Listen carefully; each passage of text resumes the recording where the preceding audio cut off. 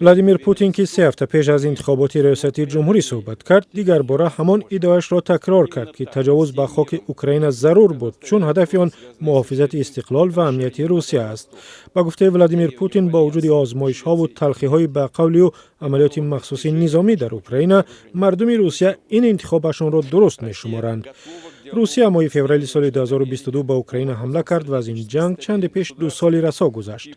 ولادیمیر پوتین در حضور وکیلان هر دو پالات پارلمان روسیه، دومای دولتی و شورای فدراسیون و دیگر مهمانان سخن می‌راند.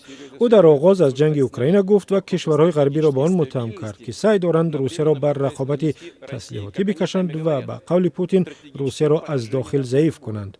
رئیس جمهوری روسیه گفت غرب نه تنها می‌خواهد روسیه پیشرفت نکند، بلکه یک کشوری در حال مردن باشد، ولی با گفته پوتین غرب در این زمینه خطا کرد.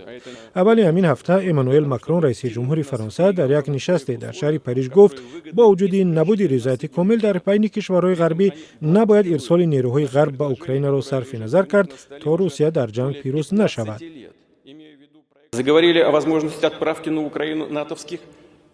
آنها درباره ارسال نیروهای ناتو به اوکراین گپ میزنند، ولی ما تقدیر آنهایی را در یاد داریم که زمانی به کشور ما نیرو فرستاده بودند.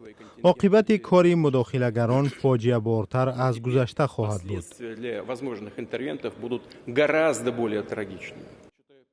پیام ولادیمیر پوتین پیش از انتخابات ریاستی جمهوری ارائه شد که قرار است روزهای 15-17 مارس صورت بگیرد و کرمل امیدوار است که آن را همچون شهادت حمایت سراسری از ولادیمیر پوتین و حمله روسیه به اوکراین نشان می‌دهد.